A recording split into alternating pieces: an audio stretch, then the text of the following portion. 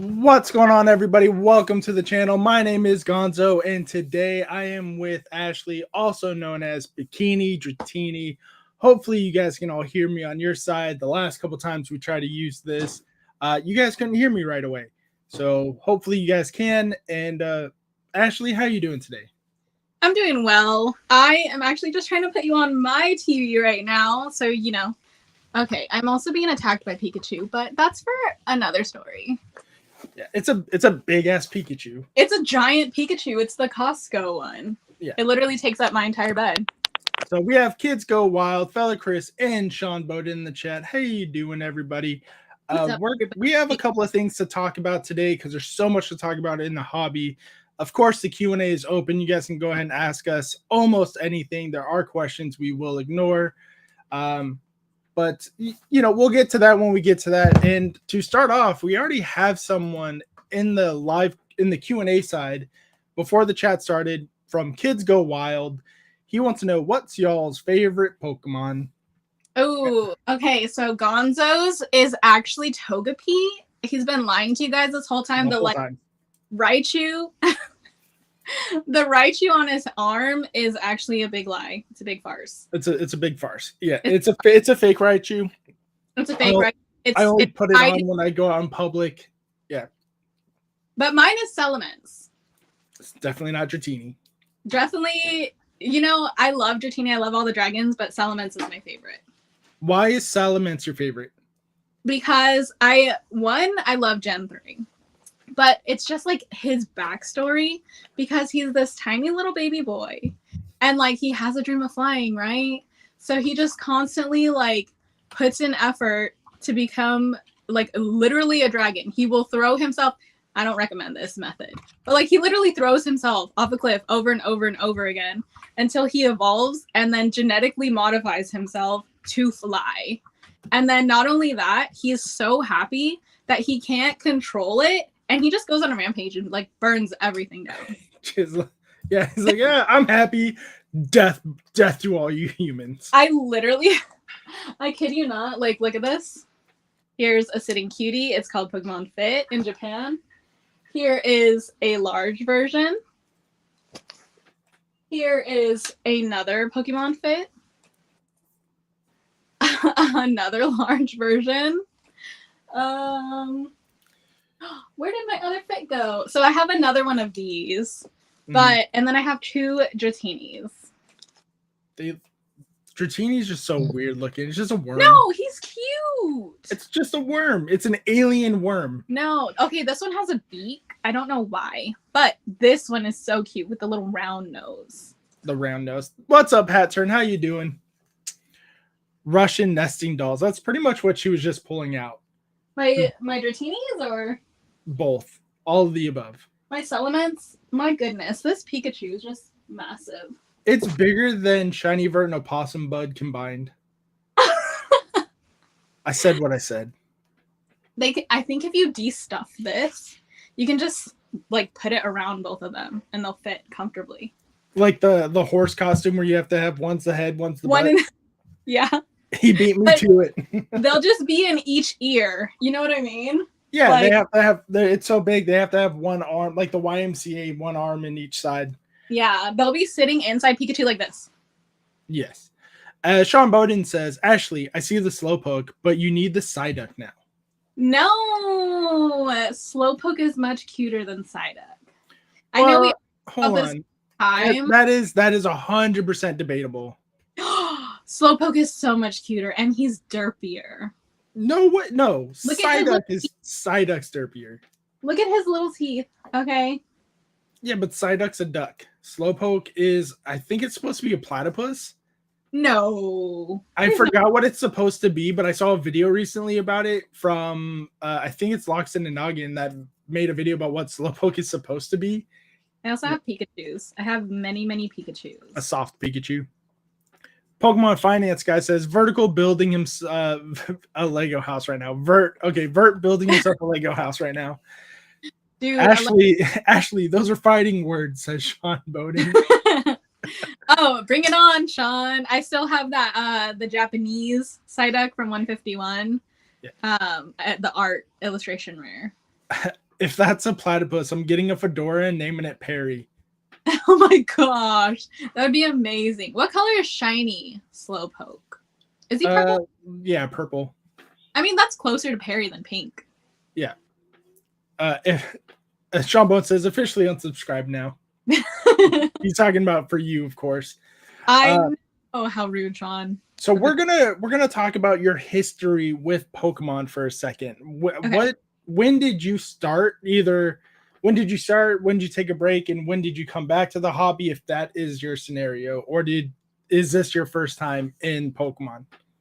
So Pokemon in itself is not only like collecting and trading. So Pokemon has the anime, right? The TV show.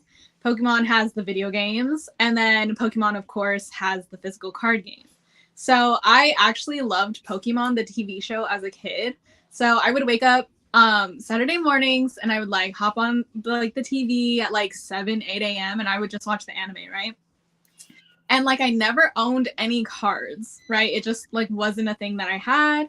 I didn't have just random money to go be buying cards. I was a kid, right? So it wasn't until like high school where I actually didn't even get into the cards yet. I got into the video games. Mm-hmm. So I bought a Nintendo DS Lite and a DSi off of one of my friends. And like with that, I also got like for, I don't know, it was like $10, $15. He gave me like 3 Pokemon games. So I got into the games, right? Okay. Yep. Huh? I said, yeah, I'm listening. And so I got into the games and I was like, oh my gosh, like this is so cool, right?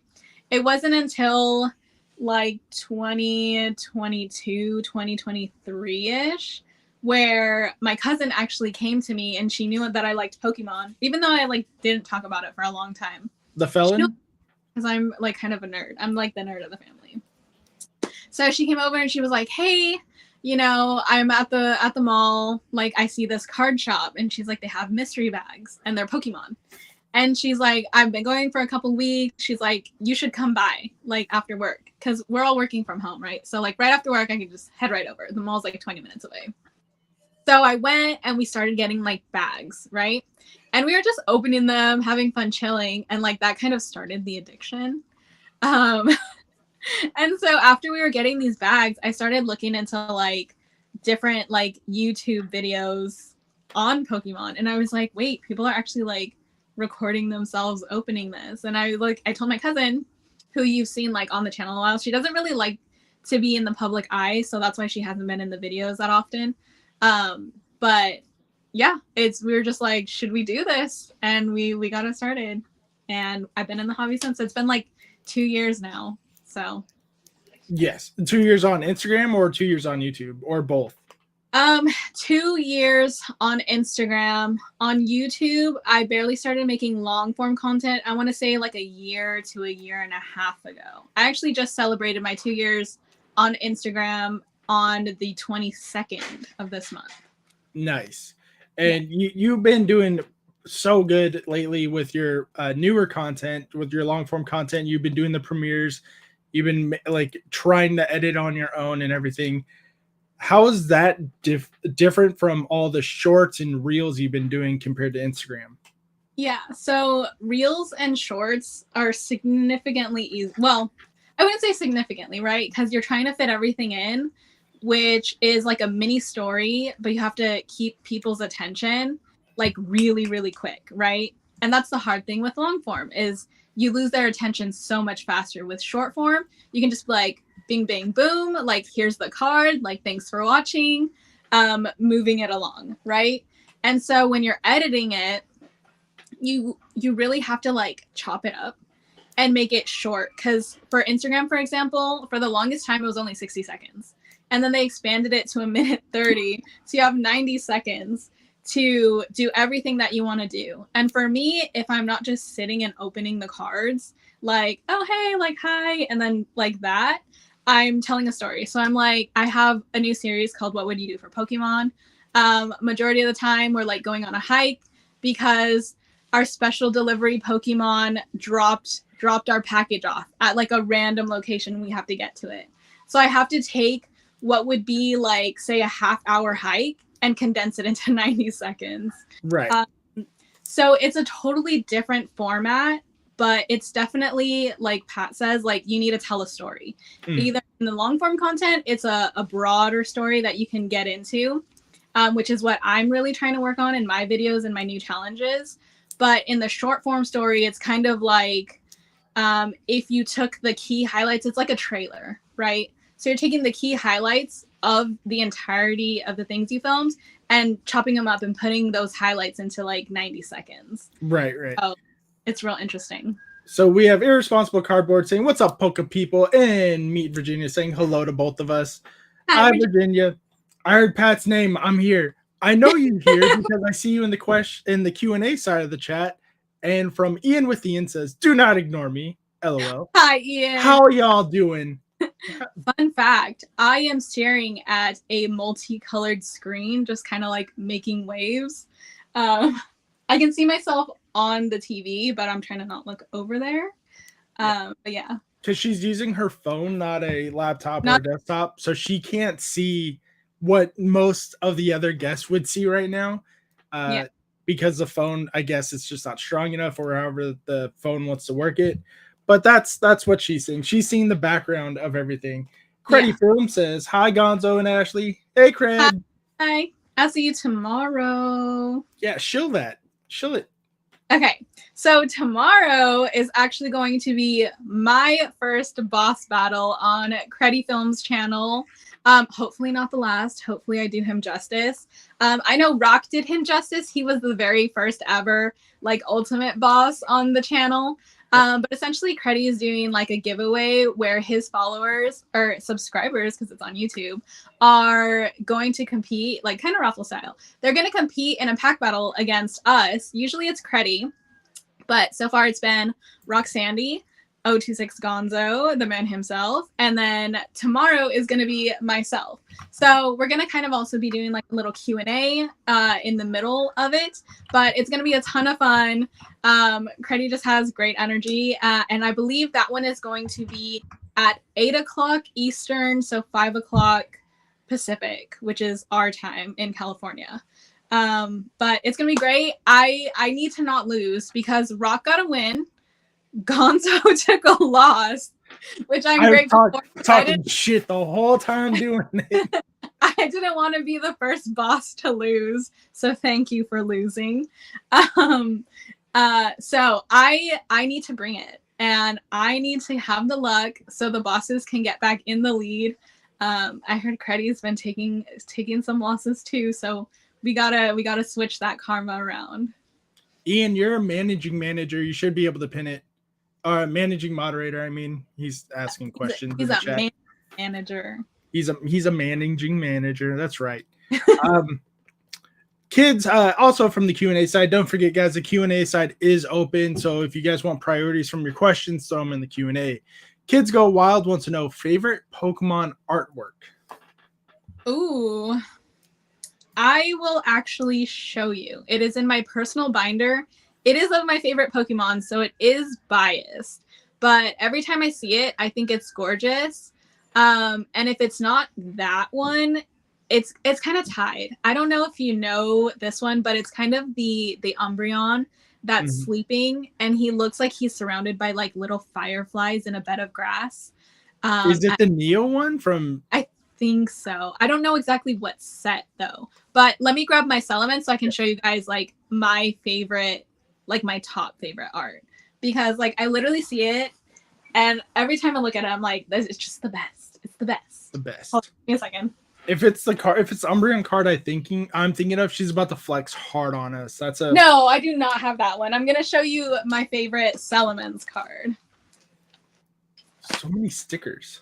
I do not. I do. Look, I have a Gonzo sticker too. Yeah, where's the Ian sticker?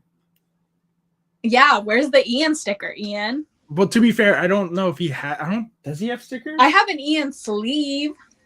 We all have Ian sleeves. But I don't have an Ian sticker. I don't know if he has stickers. If he does, I would have it on some of my things over here.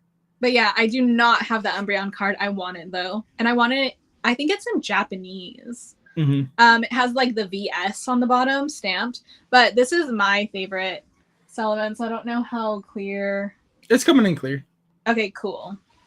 So this one is like him looking in a reflection. It's a hollow in water, and I just love it because it's not only like Salamence, but it's a different perspective of him, and it's like very serene. And I'm like, totally me. That's like me when I'm at the beach, just serene. And just trying to think of how to jump off a cliff to fly. No, he already has his wings. Doesn't mean he doesn't do that anymore. Yeah, this is my one of my Salamence pages. Y'all expect so much from us. You guys want to see my carps? I actually prefer the Japanese one. I prefer that Northern Batman over the Magikarp. This is like my alt art page. So my favorite art, it's hard because I have so many. There's a lot of Jolteon arts I like. Like the Plasma Jolteon, I think it's really nice, even though it's just a regular uncommon. I think it's an uncommon. There's a ton of Raichu cards, of course. There's the trainer cards. The trainer cards I really enjoy. Which trainer card?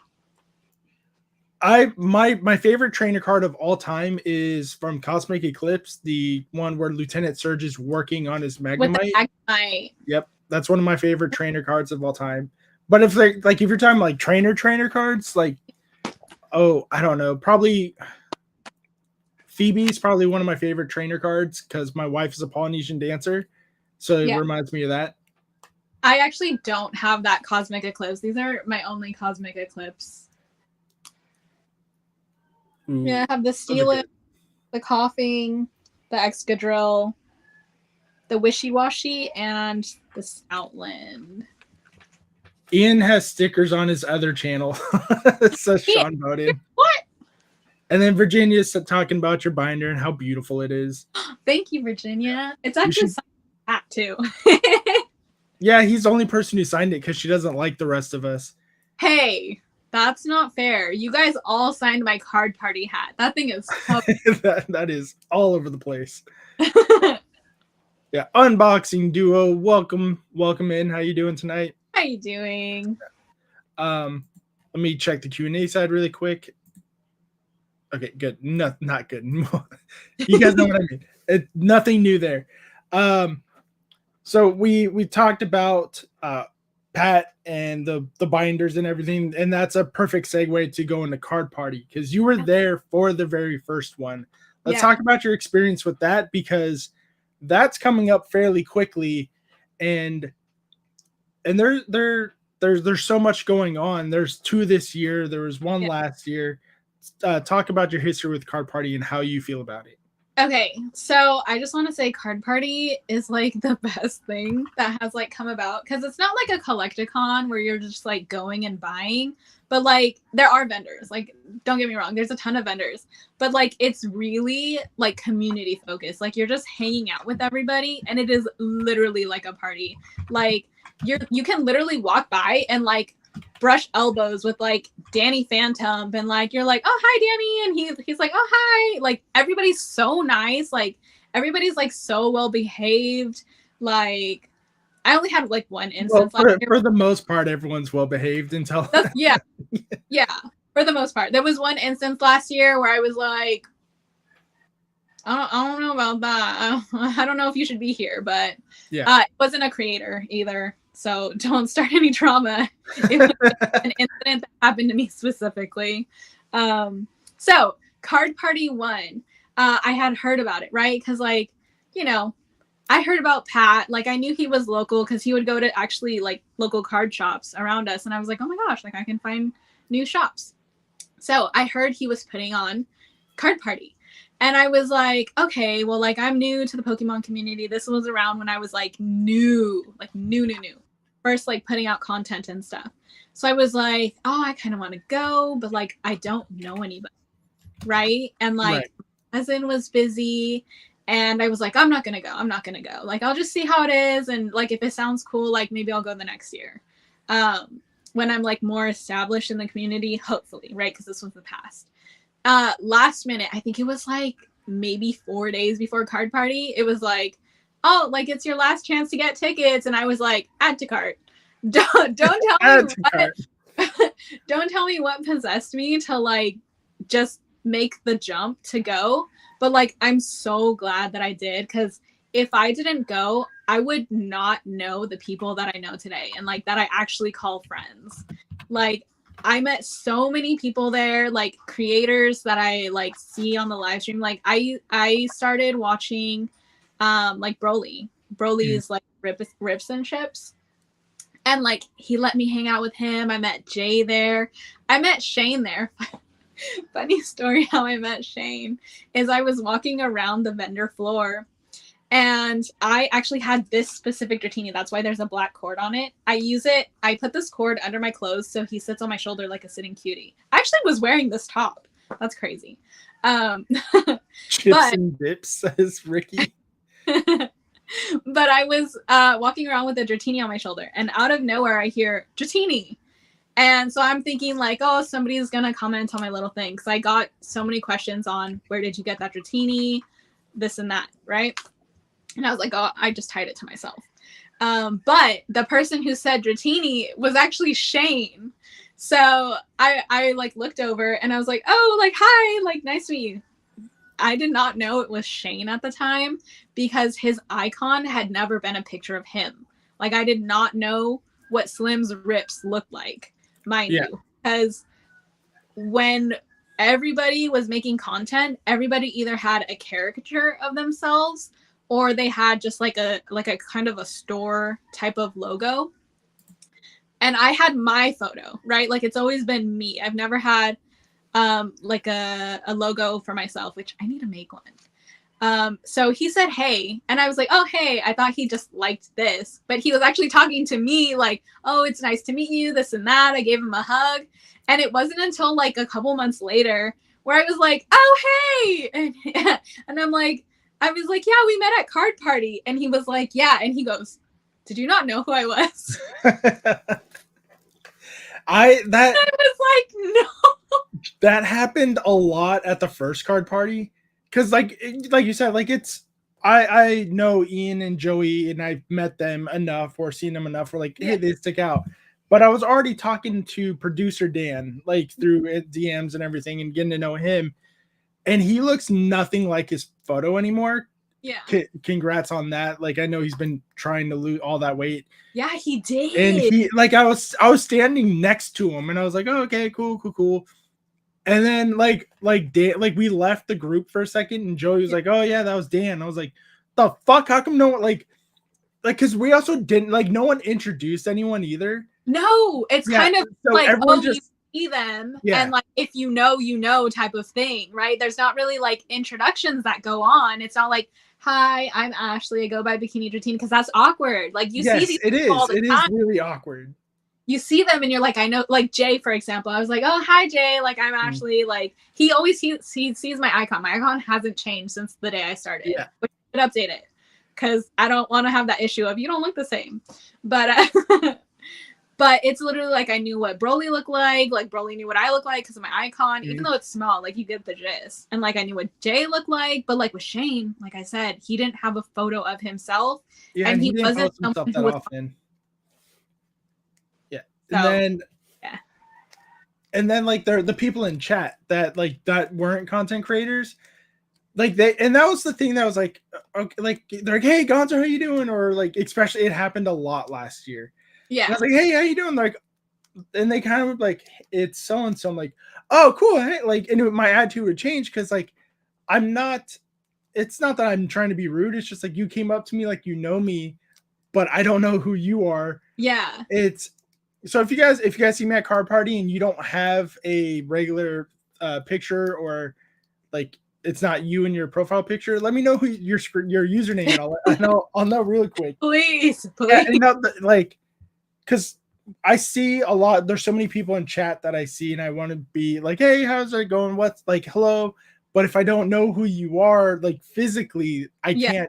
can't be so excited to see you. Yeah, it's not that we like don't care, it's that we don't We know, don't know. and Yes. don't want to come off with the wrong impression. Like some people, especially like in our community, like we're all kind of nerds. We all have our little traits of like I personally don't enjoy being like touched a lot. You know what I mean? Yeah.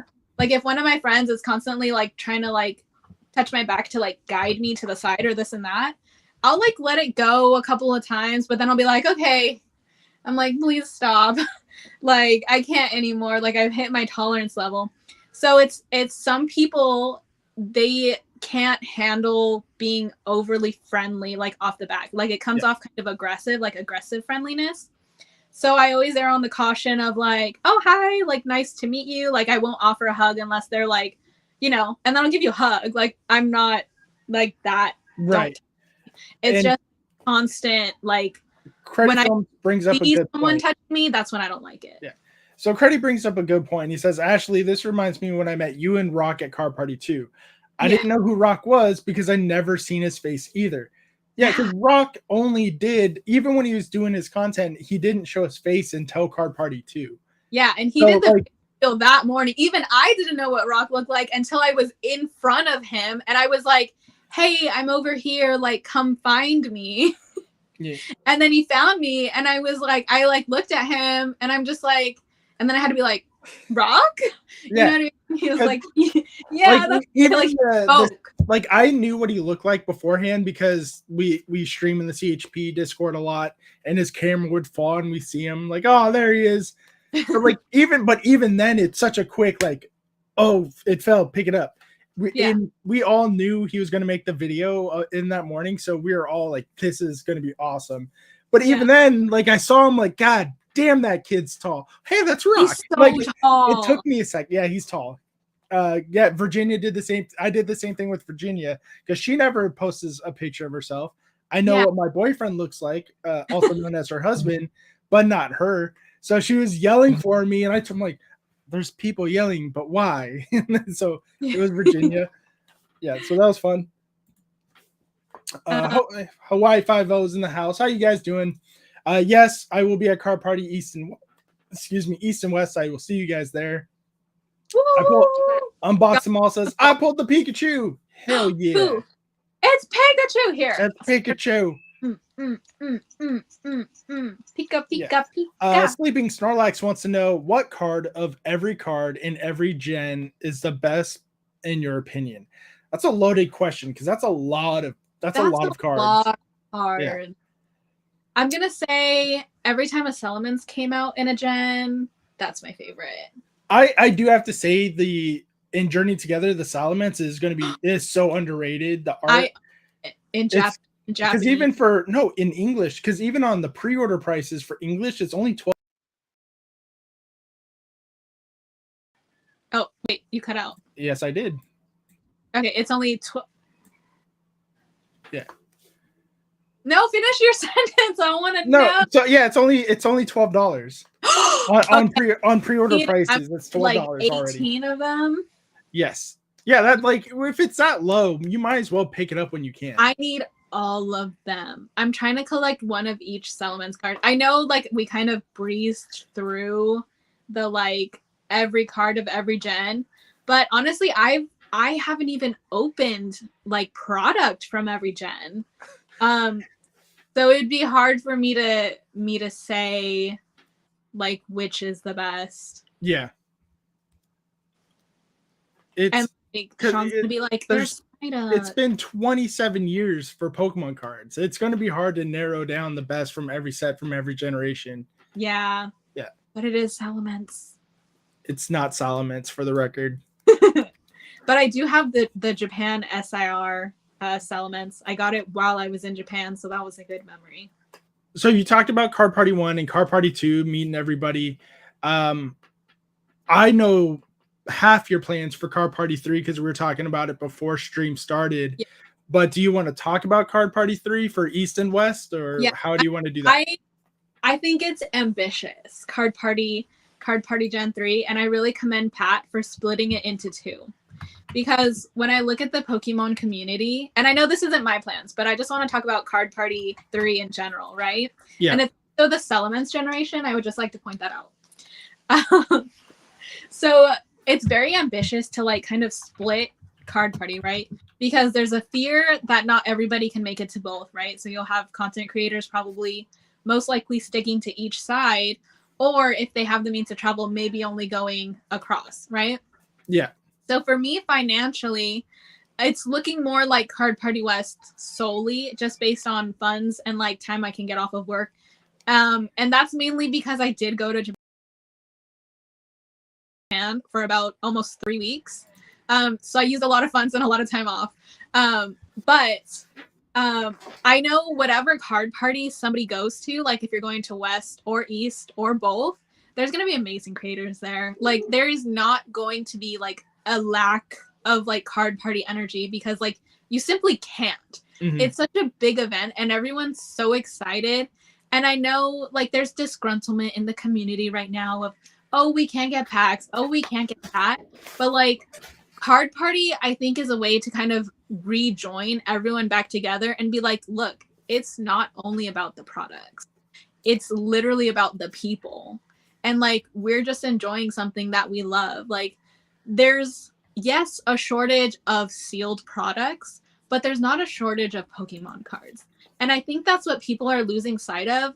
And I hope that my content and like your content and everyone's content can start focusing on like, hey, there are gorgeous cards that are older that nobody's paying attention to because they want the newest, hyped, priciest thing, right? They want it in their collection. Mm-hmm. Now, that's not to say that I don't also want those things. Like, I am getting a Battle Partners booster box in ETB that I pre-ordered. But like outside of that, I don't think I'll be able to get my hands on any kind of product. So I'm grateful to like even be able to open something. Right. Like, oh, sorry. Go ahead. Finish your statement. Oh, I was just gonna say, like, I don't want to buy into the FOMO, and I definitely don't want to feed the scalpers. But if something is maybe like $5-10 over, I'll probably save just so I can open it for the people and for myself. R&D Venture says, try to keep your voice this time, Ash. Oh my gosh. Trender Glenn says, Cali Gang. Cali Gang. Unbox Them All says, your video made us go to Card Party. No way. That's what he says. And then Cruddy Films says, the community aspect is the best thing about Card Party. Honestly, I didn't buy anything until the last day because of everything else to do, see, and people to hang out with. That's pretty much how it happened to me, but that's not how I wanted it to happen. It just I did not expect to be as busy as I was as a featured creator last year. Which I think you should have. I think at this point I am allowed to say it. If I'm not, I'll get my hand slapped by Pat later. I am going to be a featured creator again this year for both. I don't know if it's for both, but I'm pretty sure for East at least, because I don't know the details for West. Yeah, because it's later. Yeah, it's much later. They're not planning both at. Well, I'm sure they're planning both at the same time to an extent. Yeah. But yes. So if I'm not allowed to say it, I'm sorry, Pat. But please forgive me, Dad. Yeah, I'm gonna go on timeout now.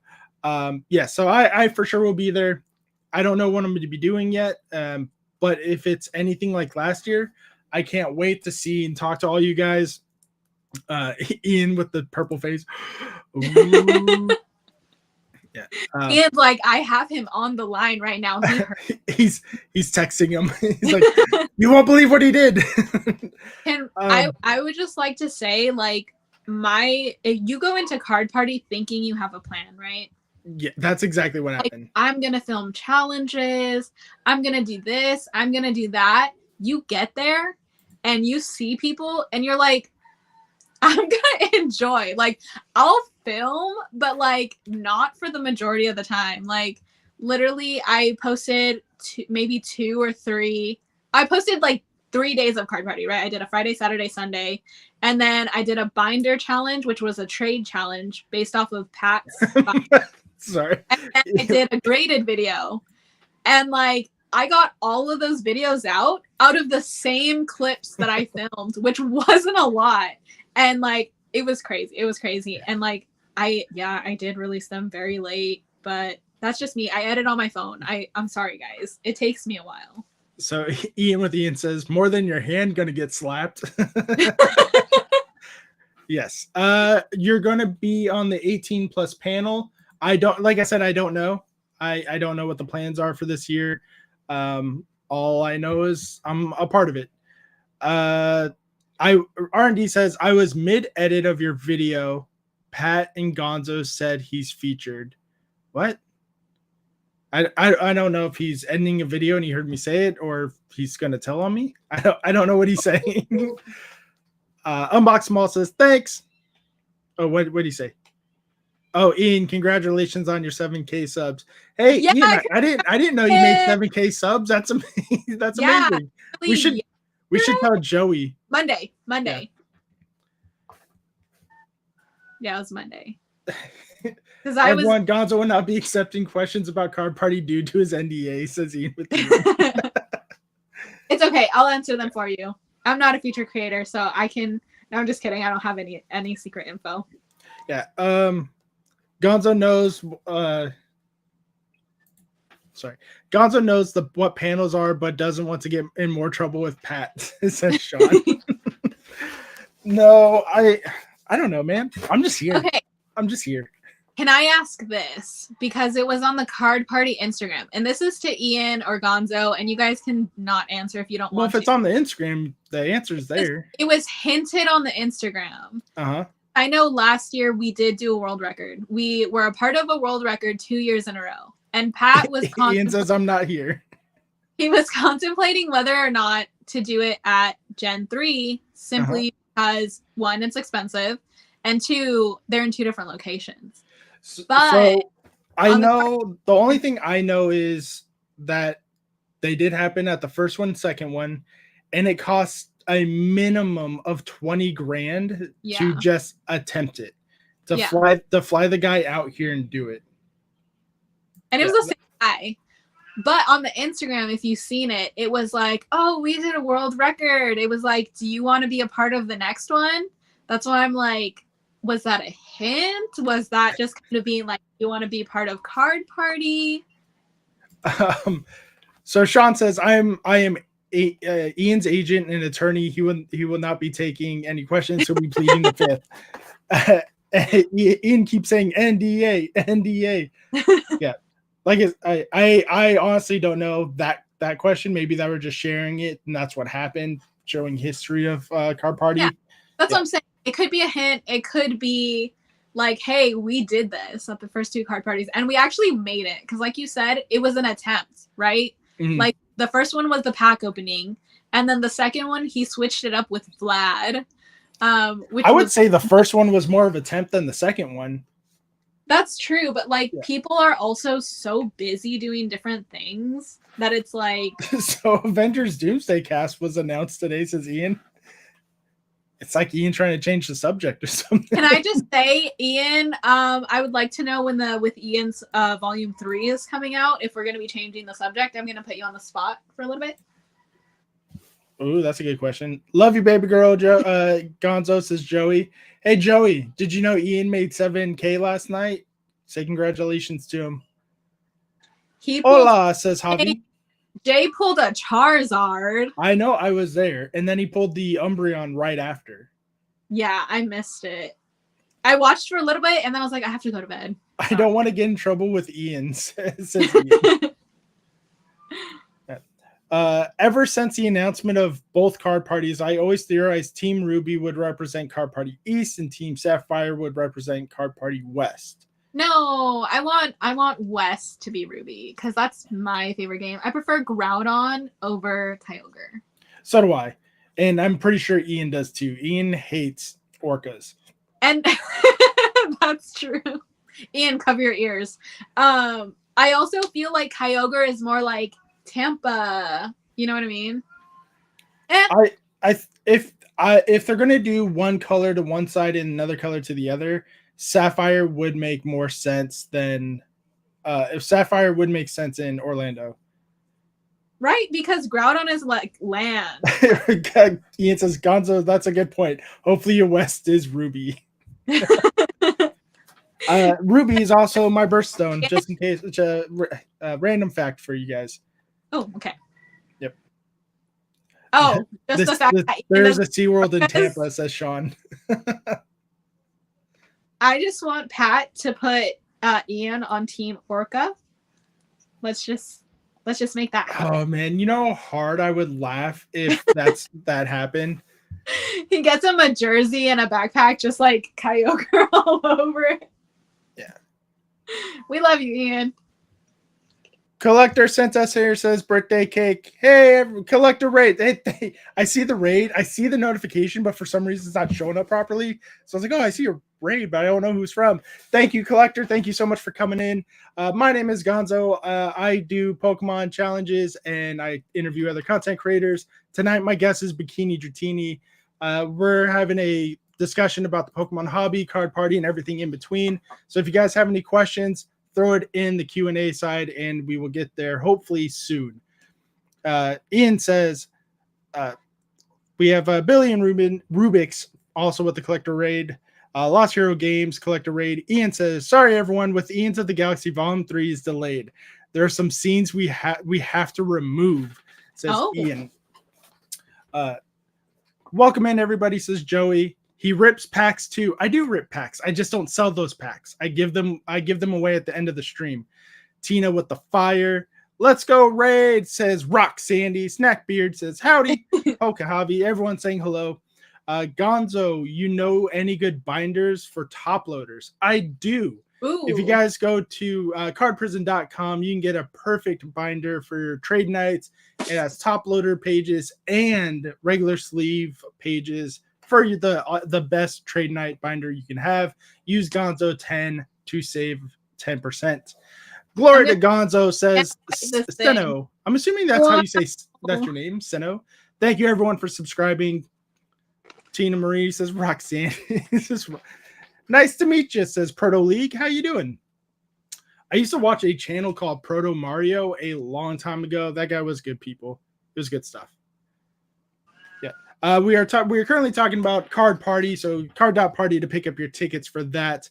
Not sponsored. No, really. West. Yes. I do have to change that my stream now to not to a sponsored thing because I threw that out there. Yeah. You're not sponsored though. I thought you only had to change it if it was sponsored. I just used an affiliate code, so now I have to change it to sponsored. Oh, you used Rock Sandy's Gonzo 10? Yeah, no, not that's. How's that Rock Sandy's? That's mine. It's literally Gonzo 10. But it's Rock's binder. Yes, Rock Sandy did create the binder. That is true. Only binders to use to protect my evolutions, says Meet Virginia. That's right. You guys inspired us to go all in and even helped Mini start vending again and going to Card Party Gen 3 West. That's awesome. I can't wait to see you guys there at the West at Seattle. Tina Marie says, oh no, Rock says Tina Marie, yo, it's Ian 10, says Ian. I honestly don't know if Ian actually has a code for Card Prison, but it is a good binder. I do use it all the time. I'm using it for the binder challenge I'm doing this year and my actual trade binder. I have multiple. I'm going to get 2 when Wave 3 comes out. I'm going to give 1 away like I always do. I actually got the white one from Gonzo at Card Party. That's why it's signed by Gonzo and Rock. That's where my other white one went. I got 3 of those. I gave 1 away on a stream. Yep, I gave 1 away on a stream. I was like, well, I know I got 3. And then I should give him a code for real and a binder. Do it, Ian. You heard the man. He's gonna give you a binder and a promo and a code. Saving money for a special project. Pokahavi is a Mullet Mob member for 9 months. Thank you. We could have a baby. You talk to my wife about that, not me. But thank you, Raiders. Thank you guys for coming in. Thank you, Collector. Again, I do use their app. I do use their app. I use it in my very first video, and I use it when I can. It's amazing. It keeps everything up to date on your prices and on your collection. Don't do it. I'm making a kick-ass promo video for it. Nope. He said it. He's going to do it now. That's how he works. But back to Card Party 3. Yeah. So you're which one are you going to, and which one oh no, you already said it. You said you're only going to West as of right now. Yeah, as of now. Yeah. We were talking about like you do want to make plans, but at the same time, it is very difficult to stand by those plans. Yes. What plans do you have that you must stand by right as of right now? Plans that like of events that I'm attending currently. Yes. I have plans to go to Card Party West, Gen 3. No, not go to, like at Card Party. What are your plans to do that you know you can't avoid? Ooh, well, okay. I know that from both card parties, right? It's very easy to get distracted. It is. But I do want to make a continuation of my trade challenge where whoever I trade with, they give me the next challenge to do. Mm-hmm. And the first card that I have to trade is actually an old made pristine 10 Bulbasaur that I got from Broly. And that's right. The challenge of trade this slab with somebody. So do you know what you can trade for? Does it have to be a common or rare? What do you know what you have to trade it for? He actually just said a trade. I can grab it right now. Yeah. So while she's grabbing that, don't forget, guys, the Q&A is open. Go ahead, submit your questions there if you guys want some questions answered. Challenges make card shows extra fun. I can't wait to go to more, says Irresponsible Cardboard. Okay, so far, I don't know if you've seen I did have a whole video on this, but essentially my goal was to make as many challenges with people as possible. So I traded so far with Pat, and I have their names on the back. Gonzo. One was actually Opossum, but the one that I have to Speaking of Opossum, he just came in. And I had Broly sign it. So it is signed by myself and Broly. And the challenge says, trade a signed slab, and then in parentheses, by you with a PokeTuber. So you have to be a PokeTuber, but I can trade this for whatever I guess they're willing to trade for. And it's just like a really cool. Easy enough. Yeah. Unbox Them All says, hey, Bikini, do you have a favorite Salamence art for your thank you 3D gift like Gonzo's? I do have a favorite Salamence. I showed it earlier. It was actually my favorite when we asked what is your favorite art card of all. I just knocked over a bunch of my stuff. Unbox Them All made this. Amazing 3D printed Raichu. It's so good. I really like the top down view of him. This one. Yep. That is really cool. Thank you again, Unbox Them All, for that. Set you right there for now. Houndoom. Yep. The Houndoom he gave to Pat was really sick. Oh my gosh, are you that Opossum, Virginia? He's that Opossum. Yep.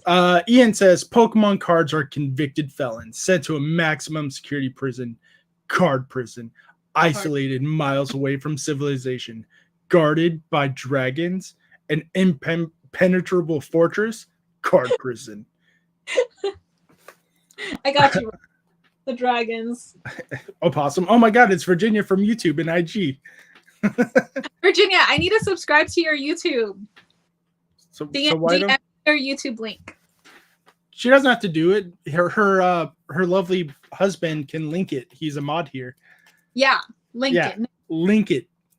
Put it. That is a sweet 3D print. It's so cool. Can you send them to me and DM, please? Unbox Them All wants you to DM them a picture of that Salamence. Howdy, buds. It's Snack Bread. Thank you for subscribing, Joke Killer. How you doing tonight? Yeah, it was so cool to see it at the show that week. Minnie was super excited. Yeah. Do you ever feel guilty trading, selling an SAR you don't really care for? Ask Joke Killer. Oh. So that one of the Salamences in my binder it wasn't an SIR, but it was a gold Palkia. And if I graded it, it would have been a 10. I actually traded it to one of my friends plus cash to get a Salamence card. Mm-hmm. And I'm like, I always feel weird getting rid of cards because, like, I don't know, I have like a weird emotional attachment to it because I'm like, oh my gosh, like I pulled this one out of a mini tin. Oh my gosh, I pulled this out of like an ETB. Right. So I'm just like, that's a memory, but it's also like I have it on film, right? And I'm horrible at trading. I hoard my cards. It's so bad. But I didn't feel bad trading it. It was just like, because like it's my friend, right? I knew he was gonna like either grade it or sell it or whatever. It's his card now, and I was getting a card that I wanted. Mm. But like just the feeling of knowing like this card is leaving my possession and going to somebody else is always like, I don't know. It doesn't feel right, but it's also like if it makes them happy, like when I'm doing like this challenge, or sorry, the card party binder challenge, the one with Pat. That was kind of my first step to push myself to like not be so attached to cards and kind of like learn how to make trades and like I need to get cards that people actually want. You know what I mean? Right. Because like what I put in my trade binder is essentially like doubles, right? So I'm like, if I have a double, I'll put it in there. Because I not only collect, I also now play. So even just like regular EXs I hold on to because I'm like, what if I want to build a deck around that? What if this card ends up being good and I can put it in and I don't have to spend $12 to like get a play set of it, which is like 4 cards. Which is actually what happened with Melodic EX. I'm running Totodile right now. And in Japan, they started adding Melodic in, and they run 2. And I actually saved 2 Melodics from Surging Sparks, I believe. So I'm like, I'm so glad I saved them so I can put them in my deck now if I wanted. Yeah. So it's part of me just overthinking. So it's never me feeling bad that somebody is getting the card. It's more my overthinking taking its toll on me. And that's why I'm now doing these challenges. Like the one we just did at Rips and Hits, where we had $50. Loser gives away their cards. Right. So I had beautiful Articuno cards. I'll actually show you guys. I need to send them to Pop Pop because Pop Pop actually won the giveaway. So, there's a lot of people are in the chat answering that question as well, which is good because that's what we want. We want the community to have a conversation about it. Unbox Them All says a vendor told us today not to get too attached to anything if you want to be successful. That's good advice if you're in it for the money only. Yes. And if you want to be a vendor. But I'm a collector, so it's hard for me to depart with my collection. You know what I mean? Zach says it's hard to get rid of the ones I have good memories to. Irresponsible Cardboard says, once I was able to sell/trade away what I thought should be my collection, it opened up more cards than I actually wanted to collect. Snack Bread says, it's so hard to sell or trade any new card my son and I get. I had to start collecting a second copy of the card, and I think it will be popular in the future, and that I think people will want to trade/buy. So, like, at the end of the day, for me, how it is, it goes back to my outro. Collect how you want to collect, right? Yeah. So if you're not, if it's an SIR, alt art, regular common card, it doesn't really matter what rarity it is. If you don't have an attachment to it or you don't really care for it, do what you want to do with it. Yeah. If you're selling it or trade it so you can get a card that you actually want, I don't see what the big deal is. There's nothing to be ashamed of for that either. I think that's a good thing. That's part of the trading card aspect of trading cards. Yeah. That's, I pulled freaking Mr. Mime all the time and I just give them away. And I'm talking like the 151 art where he's playing in the park. He creeps me out. Yeah. And I'm like, please, somebody take this from me. Like, you can have him. Other times I'll have triplicates. Like I pulled the Entei 3 times out of and no other dog. And so I told my friend, I was like, hey, like, would you like, hey, like he wanted it. I was like, okay, like trade me something for it. I was like, Crown Zenith cards. Like they can be like the $1 ones, but like you know, kind of equal to the value. But I'm like, just give me cards that I need to complete my master, and like you can trade a big card for a big card, or you can trade a big card for a bunch of little cards. Like yes. However, if you want to use that to get to your goal, then do it. You know what I mean? Like. Right. So don't be afraid to be like, oh my gosh, well, what if it goes up in value? If you're in it for the value and you're only collecting to sell in the future, then yeah, maybe you want to hold on to 2 copies. And if you get a third, then you trade it away. Yeah. But if you have a goal in mind, like I'm trying to complete Crown Zenith, I'm trying to complete like every single Salamence card, and I'm trying to complete like trainers with their Pokemon, like in a card, kind of like Journey Together has their trainer and their Pokemon, so I'm gonna have to collect all of those. Yes. Those are like my personal collection goals. I tried doing master sets, and it's not for me. I know there's like value in having the whole set, but it's like there are some cards that I'm just like, I don't like these. Why am I gonna try and collect them when I don't even like them? Yeah. Opossum says, I saw all the time, I'm a scalper. He also says goals other than value, blasphemy. So Joke Killer says it's like holy fork. You guys can cuss on the channel. I'm not going to get too mad. I pulled this like 1 out of 500 card, but at the same time, like I'm not a fan of the card. It was Cynthia's card shop. A friend of mine was sitting next to me, immediately offered me the Greninja. Yeah, if you guys are both happy with the trade, I don't see the problem with it. Yeah. If you don't care for it, and they want it, and you want the Greninja, go for it. That's what I miss about being a kid. And there was only a couple of sets. Excuse me. It's like, hey, I like that card. You like this card. Let's trade. Now it's like, okay, well, what's that worth? Well, it's worth this. Okay, let's see if we can find equal value. Yeah. It makes it so much difficult to trade. Like I do understand it, and even I am guilty of doing it because I want to make sure I'm like, even though I'm not a value collector, at the end of the day, that's what collecting is going to be if I do need to sell it for some reason one day. Yeah. And that's kind of, I'm just going to, not to like bring up Pat all the time, but like Pat was really the first person that I like forced myself to like get rid of a card. You know what I mean? And that was when he was doing Chad. It was Gen 2, right?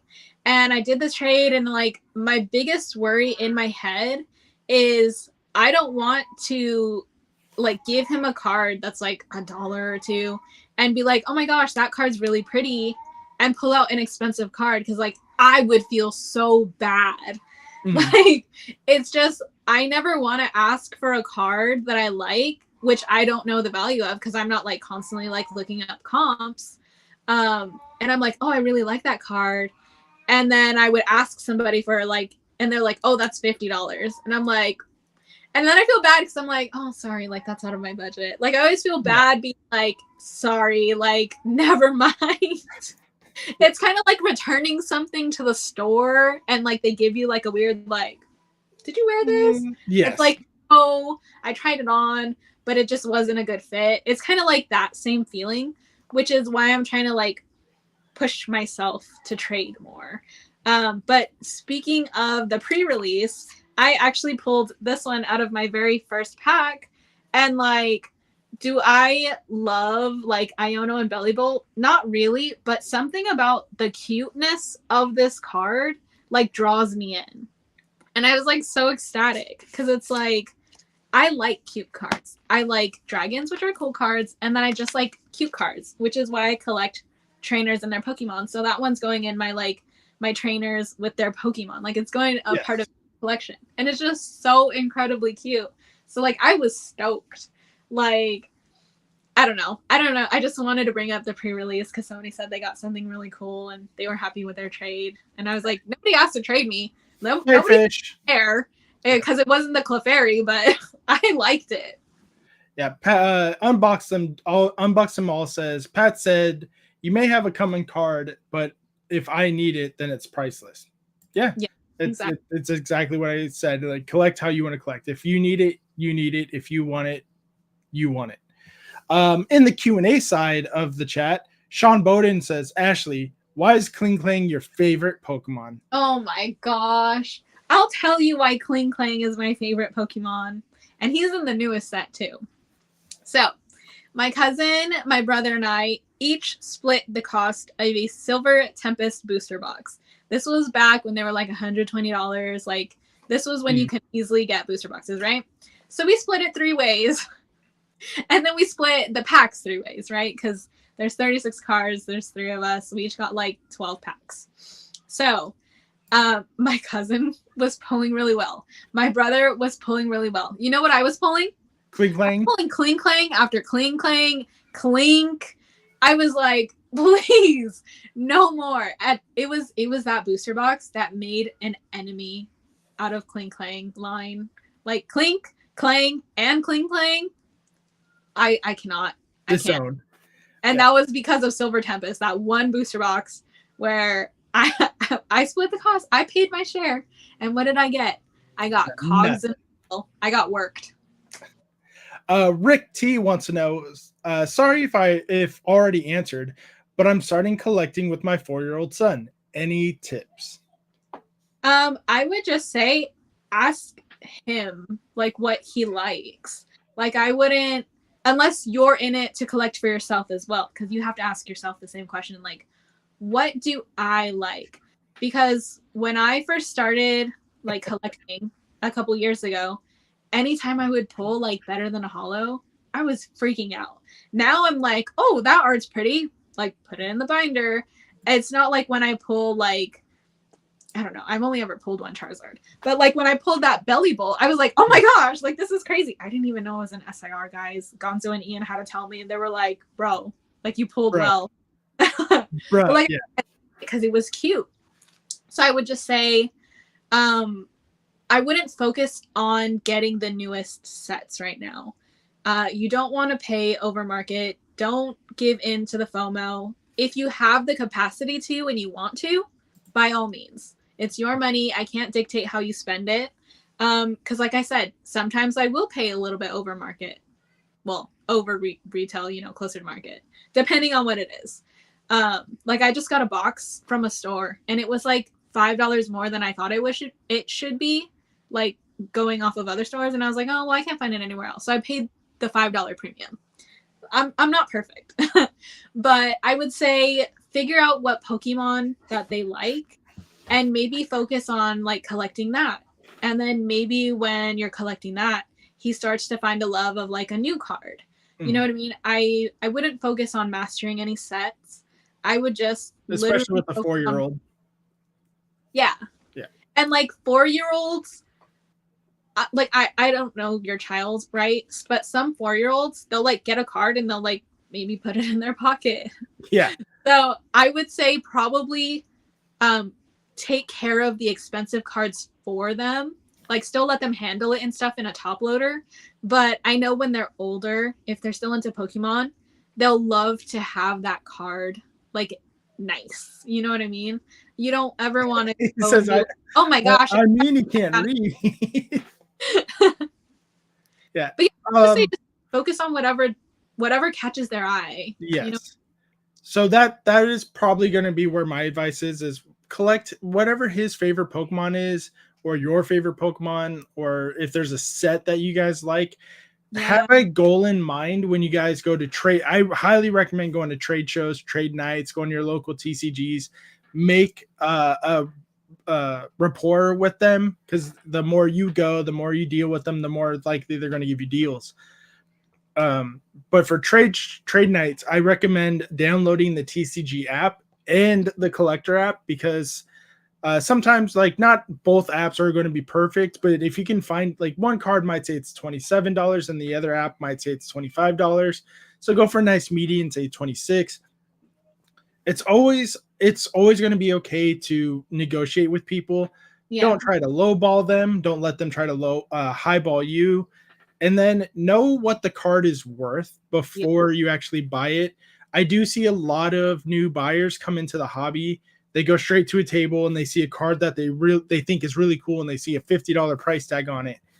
But the last time that vendor priced it, it might have been $50 when it either dropped to $30, Because if it's so when they check, like, and I've seen this happen like maybe 2 times. It doesn't happen a lot.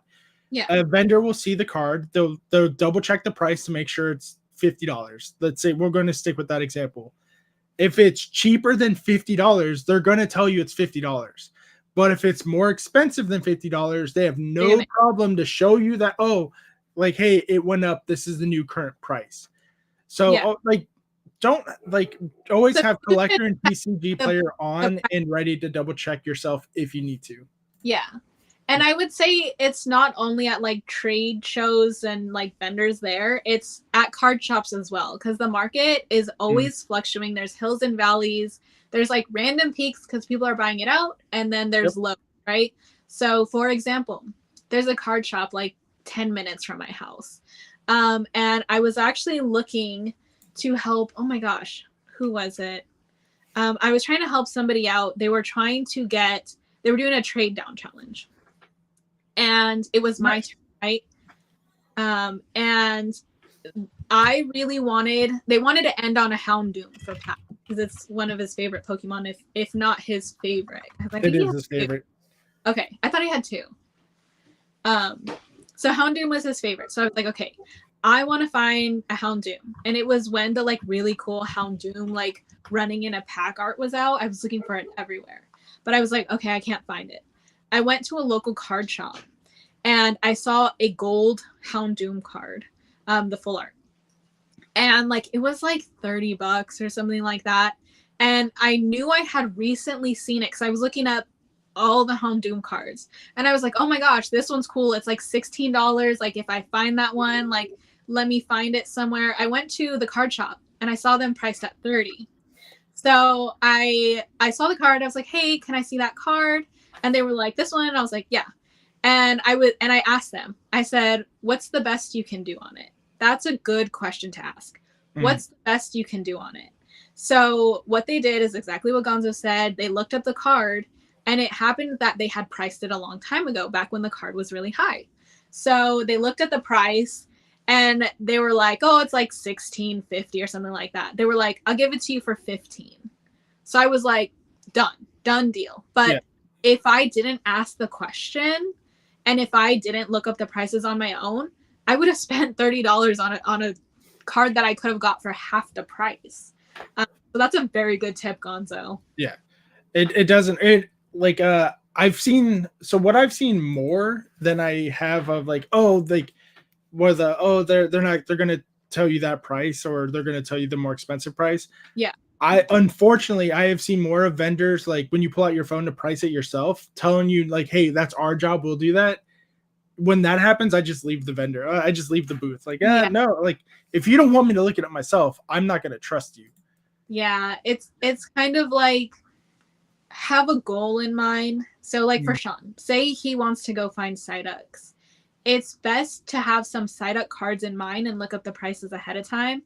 And I would say if you find one at one booth, at say the Psyduck is $12 and he finds it there and it's 15, you know, because the seller's got to make their profit or whatever. I would say look around, like look to the other booths. Maybe somebody's selling it for 13. You know what I mean? And if you see everyone actually is selling it at 15, but you know it's a $12 card, you can go and you can be like, hey, like, would you do 13? You know what I mean?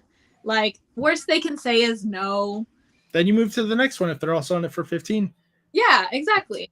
So it's like, it's you're taking a risk of rejection.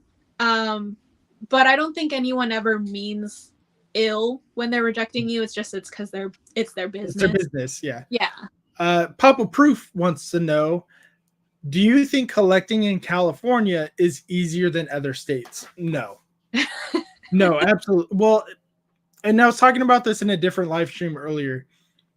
It's a yes and no question, but because it depends on your area. Like I'm sure there's some parts of California where like there's the middle of nowhere, like Death Valley and where all the old people are in like near Arizona where it's like Death and there's like 20 houses and you go to a Walgreens, there's going to be product. Yes. But down here in San Diego, no. No. But it's the same over in like Georgia or Minnesota. Like, yeah, and like in the cities, Yeah. There's not going to be much product, but if you go out to the boonies, they'll probably have a couple of packs. So it all depends on where you're at. Like, we have a lot of TCG shops, but that doesn't mean they have product that I'm willing to purchase from because the prices are just so high. Yeah. Yeah. Yeah. I just want to say, like, I want to go to where Real Breaking Nate goes, because he makes videos and he's like, look at this product on the shelf. And I'm like, Nate, where are you? I know he's in Indiana, but I'm like, come on, man, share the love. give me the goods.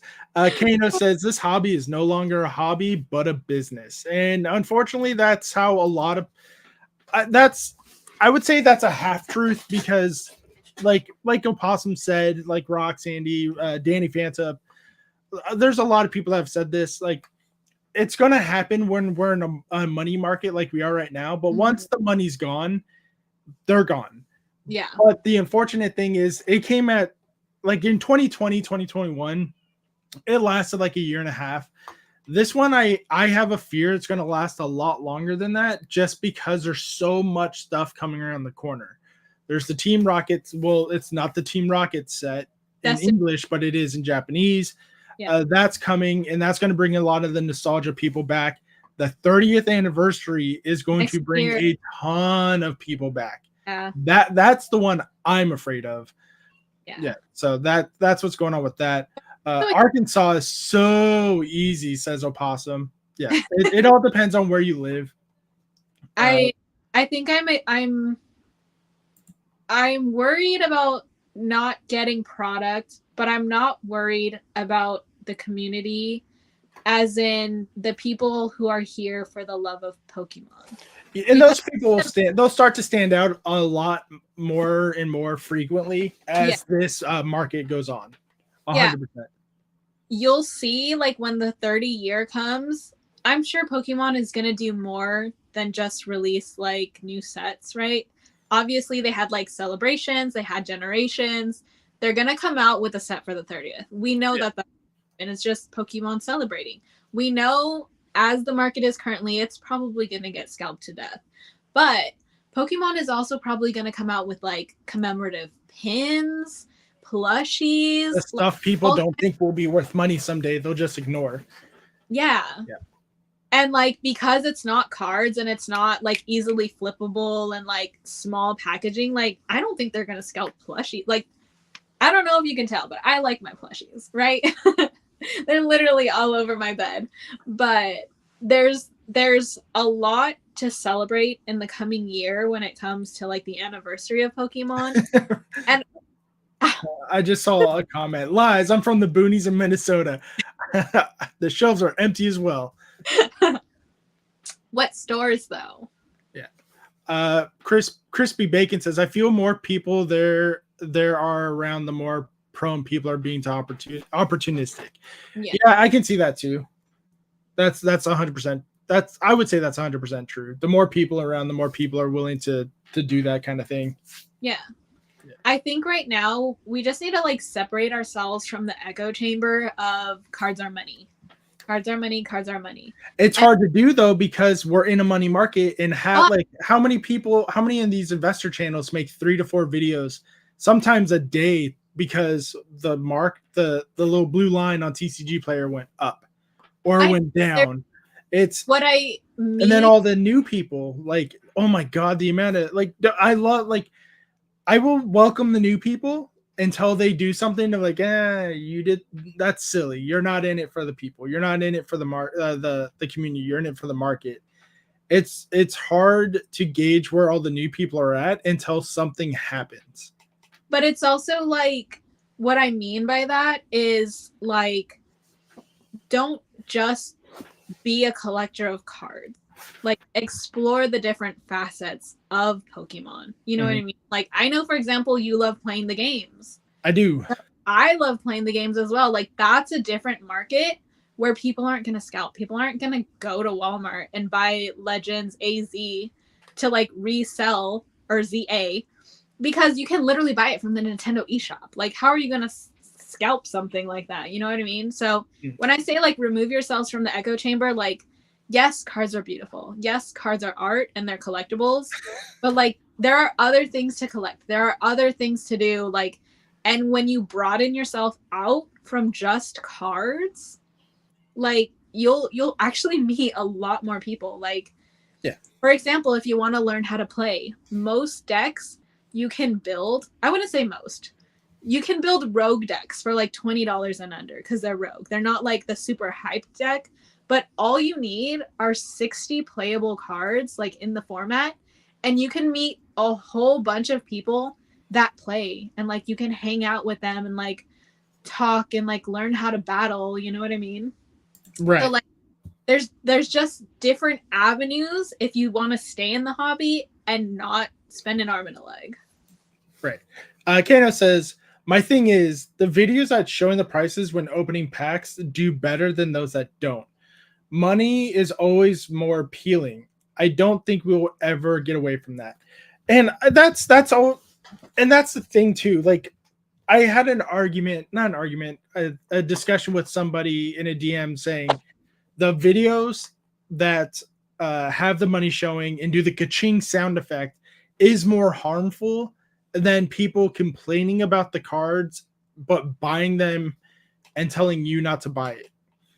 So if like I get it, the cards are always going to make money. Like even in 2020, like even now, like they're always done that. Even before 2020, They have, yeah. People have shown like that was Rev's. That's what Rev did even before 2020, the shutdown. He was opening Pokemon cards. Leonhardt did the same, and he showed off. They showed off the prices of the cards if they were worth anything. That's not the main like it does it have a little bit to do with it, yes, but that's not nowhere the near fact the main factor, because if that was true we would have this problem since years ago. since Rev started his channel. Yeah, the issue is the people who are willing to openly buy a $150 ETB or a $300 booster box and then talk about how expensive the sets are, talk about how terrible the pull rate is, and then tell you not to buy it. But there they are buying it because they have to make content. But you're not making if you're not making content, you shouldn't buy it. That doesn't make any sense. If you want to buy it, buy it. If you have the money to buy it, get it. But don't bitch and complain about it and tell other people not to buy it because it's so expensive and you can't get anything. That defeats the purpose because you're just telling that person, yeah, I did it, but you shouldn't. Like, because then you're just essentially you're telling the people don't buy it so I can buy more. I think that's the main issue of as far as like the content side with the content creators. We all have a hand to play in it. I do, even though like I haven't opened up modern product in a long time because it's hard to get. But content creators, scalpers, resellers, rip and shippers, collectors, investors, all of us have a hand to play in this perfect storm of shit. Like that's essentially what it is. Like all of us want something different and we want to blame somebody else. But no, we're all to blame at this point. The new people, the old people, like everybody. But no one wants to admit that except a handful of people. But no one's going to listen to that whole statement. They're going to make a video about how someone that they think I'm talking about needs to be protected, but I'm not talking about that person at all. Like if people just listen to what others are saying when they're talking about this, they'll understand like they're not attacking anyone. They're just saying like as a whole, this is fucked up. Yeah. I don't but again, I don't necessarily disagree or agree with that statement. It's weird. I know. I'm sorry. No, I would say that I mean, I don't think anything you said was wrong per se, because like I think anyone who makes content, the goal is, at least for most of us, unless you're like to entertain people, money, the goal is to get people hyped about Pokemon, to like join us in the hobby, to like bring new people in. But when you're bringing new people in, it's hard to not put value on it because what brings people in is what they find valuable. You know what I mean? And I don't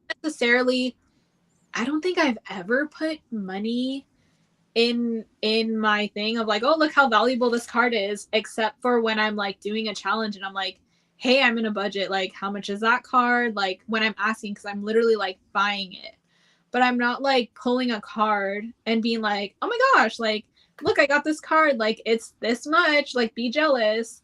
I'm like, oh my gosh, like I got this card, that's freaking cool. Yeah. But that's not to say that I also don't have a hand in like the storm. You know what I mean? Because it's like, if you're making content, you're giving exposure to the community. That's just what it is. And right now, the community is just in a state where people are focused on the value. So it's like, okay, you're bringing people in, and these new people who weren't in the community before it was solely, you know, value focused. All they know now is, oh, it's about the money. I can make money off this. Yeah. And I just have a fear that, you know how when you teach a new generation something and you bring them into something a certain way, yeah, they continue that path. That's my only fear. I think we need to get back to a point where we're like, hey, it's not only about the value. Like, we need to start talking about like the artists and like their art style, because like even common cards are like insanely beautiful. And it's like, to me, like I feel like I can take my cards that I keep in this binder and I can put them in like mini frames and like decorate my wall. Like, yes, their value, like my collection right now on Collector is like over 10,000, right? So it's like, it's not to say that I don't know what my collection is worth, but to me, it's like, it's just a fun, like, oh, hey, like that's a fun little fact. But it's like, yeah, we spent that much money. You know what I mean? Yeah. So like, money in, money out. What's important is you have something that brings you joy. You know what I mean? And if you're not getting joy from collecting, I would say don't collect. Maybe learn how to play. Maybe just play the video games and play with your friends. I would say play Pokemon Go. I still play Pokemon Go. I got a shiny Nincada today. Like, Kano says it's hard not to get excited when you pull a card, pull a $1,000 card, no matter who you are. No, and that's my point. Like, that's true. Yeah, and I'm not saying you shouldn't get excited, because that's why we're opening cards, because we want that excitement. Yeah, we want the adrenaline. It's oh, like I'm buying this modern pack that retails for $5 for $20+, and then you're gonna talk bad about the pull rates, talk bad about how you shouldn't buy it because the pull rates are so bad. It shouldn't be this expensive. I bought it because I have like I can do it. And then tell you not to buy it, and then they go and buy more. Like that's what I don't like. If you pull it, get excited, get hyped. I don't see the issue with that at all. That is awesome. Like, as a viewer, I want to see you get hyped when you pull a $5 card, especially if it's your favorite Pokemon. Like, I've seen creators open up packs, pull up like $5, $10 card, and be like, oh, and be like, dang. Like, oh, this isn't what we want, chat. This isn't what we want. We spent $500. Like, sorry, man. Like, that's how it rolls. But if I'm opening up $500 worth of product and I pull a $10 card, I'm gonna get hyped, especially if it's one of my favorite Pokemon. It's a Poke Casino feel. Exactly. That's. I'm gonna say, like, when I first started out, I was like super hyped to pull like anything higher than a holo, right? And I feel like a problem. I'm gonna say us as a creator, but like I'm really talking about my experience. Is it's hard when you are opening product. Like, my main content, it like on shorts, like on short form content, is openings, right? It's opening different locations.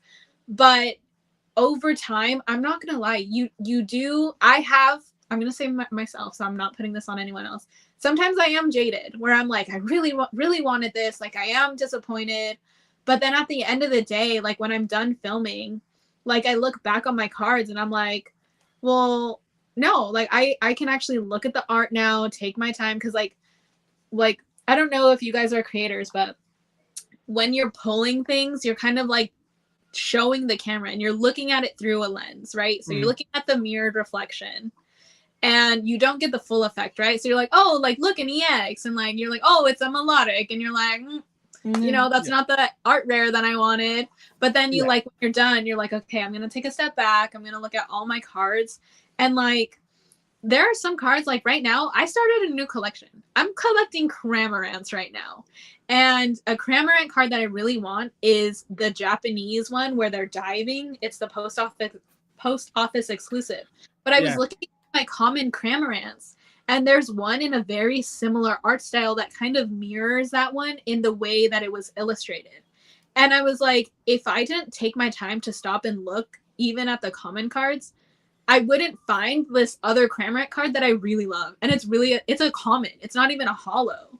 Yeah. And so it's like, you do get jaded because you want the big hit. You want people to be entertained. Like, you want all these things to happen. So when things don't go your way, it's like, oh man, like I'm sure you guys have seen it in some of my videos. I'll be like, I'll get a hit and I'll be like, oh man, you know what I mean? Like, I'm not gonna lie, I've done that.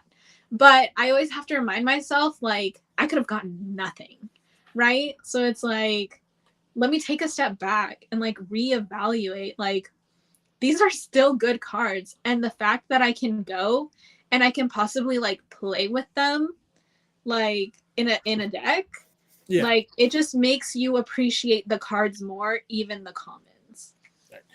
Crispy Bacon says, I feel the same visceral emotion of finding a card in the wild with vendors as I do ripping packs. And I feel more people need to feel that, looking for other cards with a purpose. I have that same feeling sometimes, depending on the card.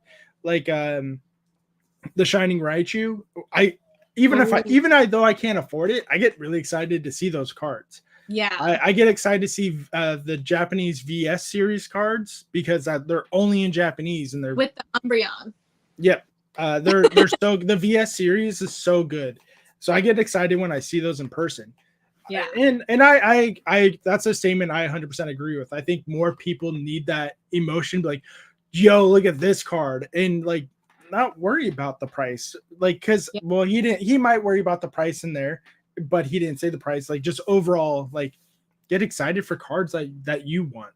Yeah, I remember at the trade night Gonzo that we went to at Rips and Hits back in like December or January. Yep.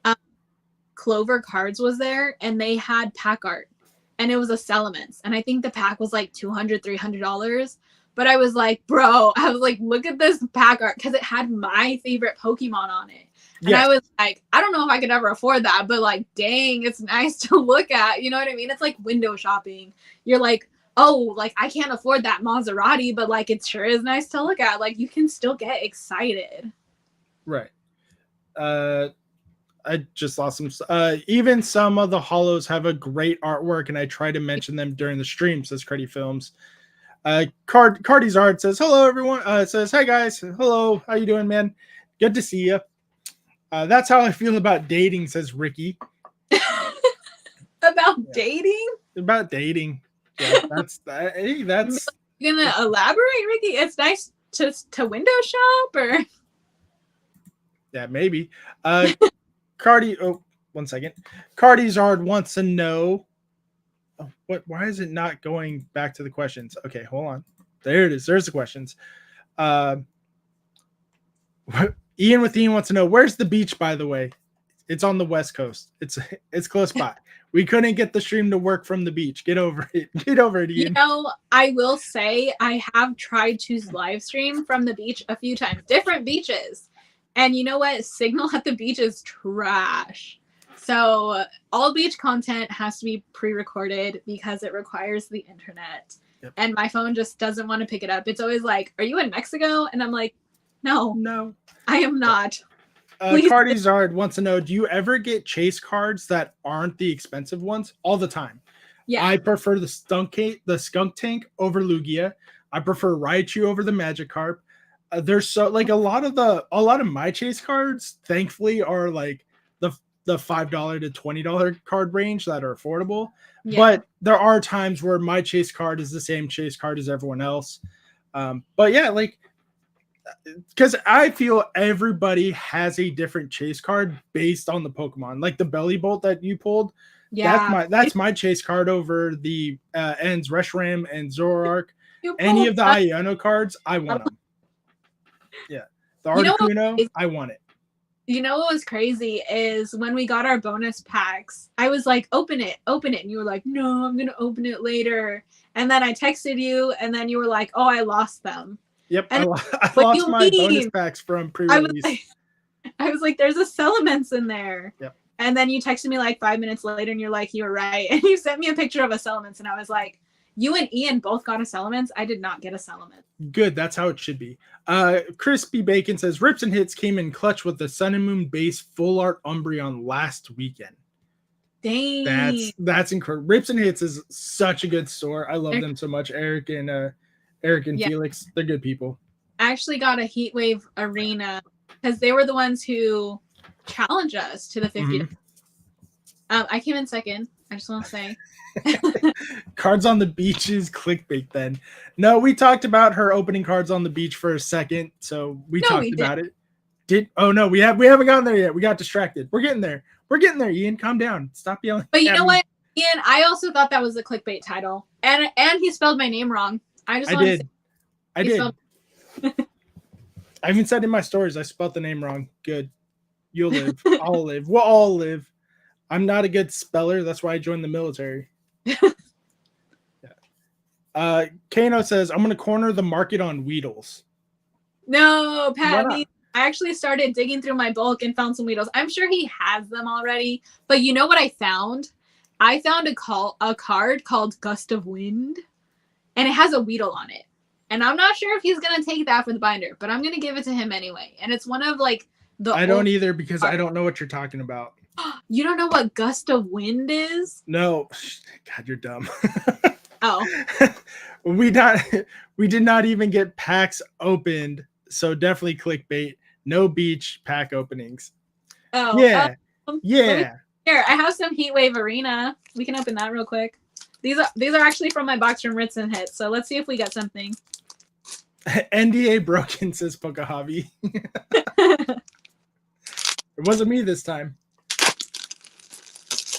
But she's opening packs. Rose Raid. Ian, who doesn't like a good Weedle? Why are you yelling at him? Okay, here's the other one.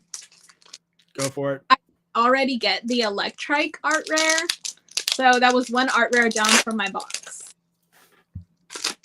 But he challenged me to get the Misty's Lapras. So if I pull that out of my box eventually, then he said he would give like something to the chat. I don't know. Nothing out of those. Sorry, guys. Nothing. I got a Heracross. I like Heracross. So what is one of your underrated Pokemon that you love that you feel others do not? Cramorant. I love so fast. Hold on. I'm just gonna show you. He's so like derpy and lost. Like when I tell you, like literally the post office art, I know I talked about it earlier, but that made me love Cramorant because he was so majestic. But then you look at every other card of Cramorant and he's like this. He's so confused and lost. Like he's just a goofy little guy. I'm just a baby. That's what he's saying. Baby. I love that one. And I really like Meryl. Like, I pulled the Meryl from Paldea. Mm-hmm. Before it was like $30. And like, I'm like, oh my gosh, this Meryl is me. Like, he's just floating on the water. Hold on, I have it. He's just like chilling. I'm like, I love Meryl now. That is a good Meryl card. It's a good Meryl. But like, yeah, I have a water page. So he's floating on the top. So he's on the top. But why is Mew there on your water page? Because his background is blue. Okay. This is the dumbest reason I've ever heard. Okay, so Ian doesn't keep yelling at me and keep calling me clickbait. Let's talk about the beach and how that came to be for your Rips and Riptide segments. Yeah. So, like, that was actually the inception story of Bikini Dratini. So, when my cousin and I first started collecting packs, and I told her, like, hey, I want to start, like, making content because people were, like, opening packs and, like, posting it. I like was thinking to myself, like, because I was a business major, right? We're always like, how do you diversify the product to make people want it? So in this case, I'm the product. You can't buy me, but I'm the product. You know what I mean? I'm the product that people need to buy into. And the buy-in in this case is engagement. So right. I needed to find a way to separate myself from every other creator that I had been seeing. And at the time, I was mainly watching them on Instagram. And if it was on YouTube, it was rips and chips. And I was like, I'm not going to do rips and chips. I'm not a business in that sense. Maybe not now, maybe in the future. Who knows? But as of now, it's not something that I'm interested in. So I was like, okay, what am I seeing? Who am I seeing? And where are they? What are they opening? How are they doing it? So what I was seeing was a lot of like people in cars with the camera in front of them. Here's like the inside of their car and they're just like bop, bop, bop, right? Opening, done. Or they were having the camera facing their hands and they were like bop, bop, bop. Kind of like how Pat does his should I open it or should I keep it sealed? It's just hands with little commentary. So I'm like, okay, I'm not comfortable on camera yet. So like maybe I'll start off with hands. But I know eventually I want to set myself apart after I get comfortable, like actually producing some form of content, right? So I'm like, what do I have that is missing in the market as in the viewers, that would engage people for the buy-in? So I was like, well, I'm seeing people in cars. To me, that's not very interesting. I'm like, personally, I like to be outside. So what's my favorite place outside? The beach. Okay. Before I got into Pokemon, I collected bikinis. I know it's weird, but swimsuits make me feel confident. So whenever I'm not feeling that confident, I'll put on a swimsuit. So I'm like, okay, I have a collection of bikinis. I love the beach. I want an interesting location that people can have visual interest in other than like the cards, right? Or me. Because like, I don't know, people might not like the way I look. So I'm like, let's give them a pretty background. Let's give them somewhere different to look at that they're used to. You know what I mean? Because after you see the same card like 20 times, you're like, okay, like just get to the hit, right? But it's like for fucking me. Ian. Sorry, Ian broke me. Ian, what are you saying? He says we're a market, all right, street rats and all. I thought Ricky's was pretty good, but nope, that one wins. Ricky said Jay and Broly weren't ripping backs in bikinis. Ashley saw an opportunity and boom, Bikini Dratini was born. Yeah, so we had a surplus of bikinis. We live in California. We have a surplus of beaches, right? And beautiful weather. I combined my hobby with a location that I loved, and I was like, I need a name, right? So I was like, okay, what do I like? I love Dragon Pokemon. And I was like, well, I have bikinis. Dratini is a Pokemon. And I had been seeing a lot of bikinis. Sorry, Ashley, continue. Tell me. No, that's what he says. That's what Ian said. Sorry, Ashley, continue. And I had seen a lot of photos of Dratini in a martini, right? And I was like, oh, like that would have been a good name, but I don't drink. So I'm like, it wouldn't suit my brand. Right. So I'm like, okay, well, Bikini Dratini rhymes. And like my main fear with that is Pokemon is kind of like a conservative when it comes to like skin, right? Mm-hmm. And I keep my things modest, but it's still bikinis. Like even if you try to make your name Bikini something in anything Pokemon, it'll be like, that's a banned word, which is probably why they rejected me from being a creator at World in 9 minutes. Still salty, but I understand. I'm not that big, and they don't know who I am. So I'll take it, Pokemon. I'll come back. Crazy to think it's almost Dratinis and bikinis. You know, people keep telling me like, "Oh, your little icon should be Dratini in a bikini," and I'm just like, I think that's wrong because when I think of Dratini, I think of a little baby. Like I'm like, you're little, like you're not evolved, like you're small. You should not be wearing bikinis. I'm in the I saw that. That was a good one. He said it's time to corner the market with alcoholics and make martini Dratinis. Sell them at the party lobbies, the after party, the 2 a.m. Yeah, so at a card party at the bar for specialty drinks. Yeah, with little With the little umbrella. A little jelly dratini in it. That would be cute. So it's just a gummy worm. Like a gummy shark, but in the shape of a dratini. So a gummy worm.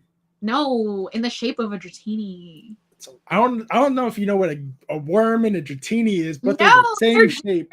This one has little wings for ears. Yeah, you can add those on later, but it's a gummy worm. But yeah, so essentially I combined my first collection with my second hobby, places I loved, and I rhymed. Ian says shaken or evolved. You shake to evolve. Shake. Not touching that one. Not today, HR. Let me double check the question, see if there's anything there. This is the problem that I face having you guys as friends. Yeah, we're the problem. I just say innocent things and you guys turn it. Sean says, that's what she said. Ian says, more than twice? More than twice? For the shake. Ah. Before Bikini Dratini, it was almost girl at the beach opening packs, and Dratini rhymes with bikini. Essentially, it's fairly straightforward. My main thing was diversification, and I think I pulled it off. Now I can't shake it because every time somebody introduces me, they're like, oh yeah, she rips packs at the beach. And I'm like, I do other things too, guys, please. Ian says shake it to evolve. Well, he put it in quotes, then he said Ashley, because you said it, not us. You said that. Ah. Yeah. You see, now you got to keep ripping packs until you make a hit. That's the rules on YouTube now. No, I need to save it for shorts. You know how scarce product is right now? Yes. This is my last one that I have on me. So let's hope we get something. Was this the 5th pack you've opened? Fourth. So fourth? Maybe an EX. Oh, that one's cute. Hey, we got a ho-oh. We called it EX. Ethan, is that Ethan's ho-oh? It is Ethan's ho-oh. It's not the big one, but it's still cool. Look at him. I prefer ho-oh over Lugia. No. I said it. No. Yep. Lugia is better. No, it's not. That's why I said what I said. No, you're a liar. Stop deceiving the people. It could have opened packs during the raid. Ooh, that's a good one. The full art. I love the full arts in these new sets. Was a sandwich. In a sandwich. A sandwich. Let me try and find the electric I pulled. Lugia kind of plain, not gonna lie. That's my point. You take that back. Wait. Oh. God. Show Sean. Or Sean, look. Sean. Yeah, you do it yourself, you fucking coward. Ho-Oh is a better Pokemon. See, everyone's agreeing with me. No, come on, guys. No. Lugia's better. At what? Being lame? He's literally so powerful that he has to live underwater. This is he's such a because he doesn't like people, which is understandable. But he lives underwater because people suck. No, it's because of his wings. They're too powerful. He's lame. Javi says Ash wins. Ian might agree with you at this statement. Lugia ain't ho-oh. Lugia is a dove and ho-oh is a chick. Lugia is the social anxiety Pokemon. Lugia is the social anxiety Pokemon? She wants to know, does she also prefer Kyogre? No. Papa Proof wants to know that. Yep. Groudon. Credit Films, Ho-Oh brought the most mystery to the franchise ever since episode 1. This is true. It is technically the first, it is the first legendary Pokemon shown in the anime, but not if you don't count the opening. It is. But here's why I'm biased to Lugia. I played Soul Silver. End of story. I played both. Soul Silver is the better version. Debatable. Yep. Cardi's Art says, we be clip farming? You can clip farm. I'm not going to stop you. I have nothing. Go for it. Clip all you want. Son of a Merc actually used to have a great series on his YouTube channel. Oh, the out of context out of context things, and he would take out of context. He would take clips from all over these content creators and just put them together to make either a straight up out of context things that just sound funny, but then they evolved into a full on conversation, and they were fantastic. They were so good. I understand why he doesn't do them anymore because they're so hard and time consuming. Yeah, but it was worth it. Debatable. That's why you're here. Now debate. Yeah, Soul Silver's better. Lugia looks cooler. He's stronger. How is he stronger? They're both legendaries. Do you even know that? Okay, you want to talk about the video games. All right, break down their base stat total. Do you know which one's a physical attacker, which one's a special attacker? Do you know what? They're both special attackers. Incorrect. Ho-Oh is a physical attacker. Oh, I didn't use Ho-Oh. Yeah, Ho-Oh, you would use I would use the ability Regenerator on Ho-Oh, give it Brave Bird, Earthquake, Sacred Fire, and Recover. Switch it out if you need to, if Recover's not going to cut it. Ho-Oh, I would run Calm Mind, Aeroblast, probably Hydro Pump because it doesn't learn anything else. And then what other move does Lugia want to learn? You probably Recover again for Lugia. They run very differently. You can use See, now come on, I'm helping you. I'm giving you the stats and everything. Not everything. I would just like to say, okay, here, as a symbol of peace, I will say Pokemon Center, when they came out with the Ho-Oh and the Lugia plushies, the gold and the silver ones, the Ho-Oh one did look better. I wanted to buy it when I was in Japan. I couldn't find it. They run so different. They fly, says Ian. They do fly. They do fly. Son of a Merc gets a pass, but y'all give me crap about delaying with the Ends of the Galaxy 3. I didn't say that. I want it to come back. But yes, they yes. Wait it like 4 times. We've been waiting. Yeah, it was supposed to come out last month, and this is one of the funny things about Ian. I love Ian to death. He knows I do. But when we were at the trade night, he comes by, I ask him about with the Ends of the Galaxy. He's like, "Oh, it's good. We're almost done." I'm like, "Oh, great." And then I was like, "Awesome. I can't wait to see it." Then he pulls out his phone and a tripod. I was like, "What are you doing?" He's like, filming with me. Ian, can you also send me the link to that tripod? Because I owned it before, and then it broke. After years, right? But I can't find the link again, so if you could just DM me it, I would appreciate. Creddy Film says Ho-Oh's shiny form is better than Lugia, so debate over. I don't know what shinies look like. I would show you, but you can't see it because you're on your phone. Ho-Oh's is, I don't remember what Ho-Oh's looks like because it's I don't remember what it looks like. It's not. I probably do, but it's not ringing a bell. But they're gonna do legendary Pokemon. Oh, it's like a silver color. It's like orange and red with silver accents, and then Lugia is just pink. Oh, the pink one's better. You would say that, nerd. So it can break again, says Ian. He wants to know if you want another breakable tripod. Yeah, well, okay, to be fair, Ian, I used that one with my Polaroid camera, and I took it to the beach. I took it to Anza-Borrego Desert, through a canyon. I took that thing everywhere. The neck just finally gave up because I would put this heavy camera on top of it, and it was a little neck. So I would like a breakable tripod. It's a good height. That's what I like. The tripod I have right now is too short. No, HR. When are we going to have another binder challenge? Just unbox them all. Is that for me or for Ashley? That question. Stop it, Gonzo. Yeah.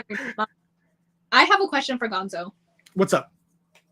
Out of all the people you have made pages for so far, which page is the best? And yes, you have to choose only one. Well, I've only made 3 pages so far. I need to do April's next month. So I made Rock Sandy's, Alex, and Opossums. I would say Opossums is my favorite because there's more he and I have more similarities with the Pokemon favorites. Plus, he had the Master Ball Quaxley, which I thought was really cool. The trainer Mize, and then the trainers that he actually picked, I really like. But I would say Rox is a close second. Okay. Slowpoke living the life, says Ian. He is. He's so. Look at his tail. So Unbox 'em All says the questions for both of us. So when is your next binder challenge? My next binder challenge. Well, I'll tell you this. I don't know exactly, but I'm not going to be doing a binder challenge for a little bit. My next, I do have videos in my head. I was actually just talking to Rock this I don't know, this day. Like today? It was morning / afternoon. Yeah, I was this day. You mean today? Oh my god. I've been up since 4:45 in the morning. I was talking to Rock today about content ideas that I have for my long form channel. So the next video that I want to put together that I already have the footage for is actually another pre-release video, which essentially explains like kind of how a pre-release day works.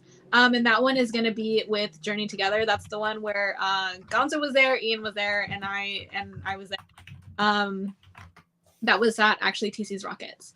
My next 2 videos that I have in mind, I don't want to give any spoilers because I don't know when they're exactly going to happen.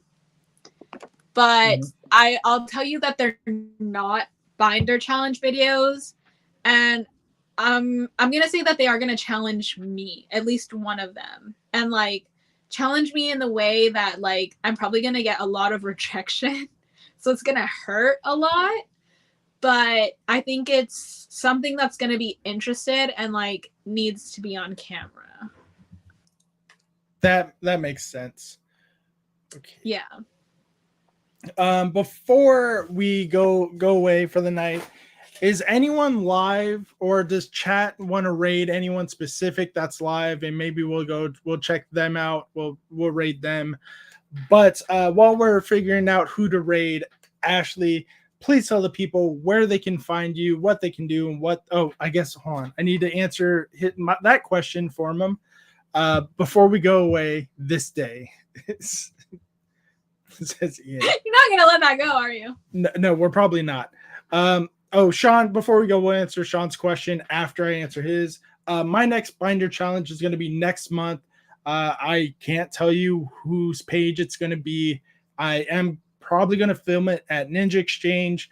I'm really excited for it. Sean, but this is the last question of the night. What is the biggest thing both of you have planned for this year for your channel that you can talk about? Ooh, that's a good one. I'm going to tell you the biggest events that I'm going to that I hope to make really great content out of. Because I kind of just, the way I make content is an idea kind of like comes to me, or I get inspiration from someone else's video or like something that I see and I'm like, oh, I kind of want to do that. You know what I mean? And of course I'll give credit, like if I end up copying the same content as somebody, but 2 events that I'm going to are Pokemon Worlds in August, and then I'm going to Card Party West in October. So those are 2 areas where I hope to make like really great and also like unique content because they are events. I'm also hopefully going to get to my Japan content soon. It is in my camera. I actually need to go get it replaced because the button popped off, but I do have Japan content. I want to make a video. It'll be a mixture of like my travels mixed with Pokemon, so it won't be like an entirely Pokemon dedicated video, but I need to figure out how to framework that. So those are 3 things that I'm really excited to hopefully put out for you guys this year. Nice. I can't wait for it. That does sound exciting. For me, what you can expect from the channel is more podcasts, more challenges, and whatever else I feel like recording or I find interesting to make to make content on. The next guest I'm talking to, it might be next week, might be in a couple of weeks. We're still trying to figure out the dates. Is going to be Robo Skills. He's going to be the next guest on the channel, so I'm really excited for that. He is someone I met at Card Party 1, and yeah, we've been good ever since. I know a lot of people have their thoughts about him, so I think the chat's going to be really good, really perceptive. Hopefully respectful is the main thing, because I have nothing. There's nothing wrong or bad I can say about Robo Skills. I'm on good terms with him. I know there's things that have rumored or apparently, allegedly, however you want to call it, have happened in the past, but there's never been any proof or anything like that. So we're going to have a good conversation. If you guys want to come in and join the live chat with that as well, you're always more than welcome. Until next time, guys, my name is Gonzo. That is Ashley. And please don't forget, collect how you want to collect. Peace.